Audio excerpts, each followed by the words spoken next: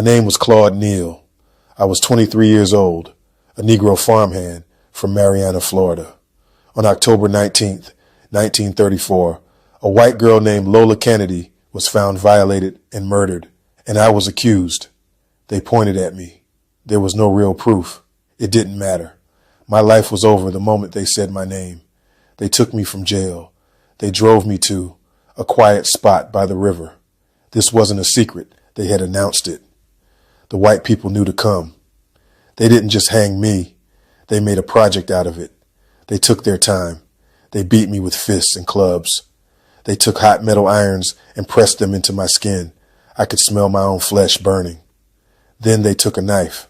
They cut off my toes, then my fingers, one by one. The pain was a white-hot world with no edges. Then they cut off my manhood. They made me eat it. They did all of this while I was still alive. I could see them. I could hear the crowd watching and listening. White men, white women, and white children stood cheering. This went on for hours. When I was finally dead, they weren't done. They tied a rope around my neck and dragged my body behind a car back into town. They wanted everyone to see. A huge white mob gathered at the courthouse. They demanded to see my body lynched again.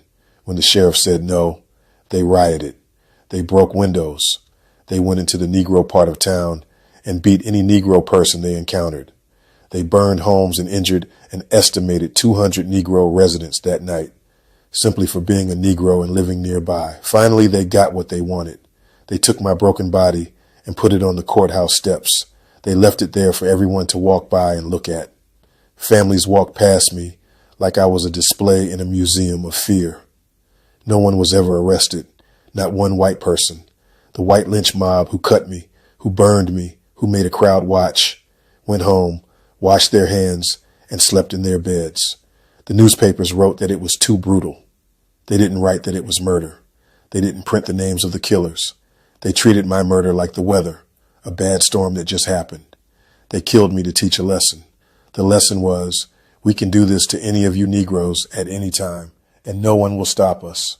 They used my body to display that lesson in the whole town. Again, my name was Claude Neal. My death wasn't an accident. It was a billboard.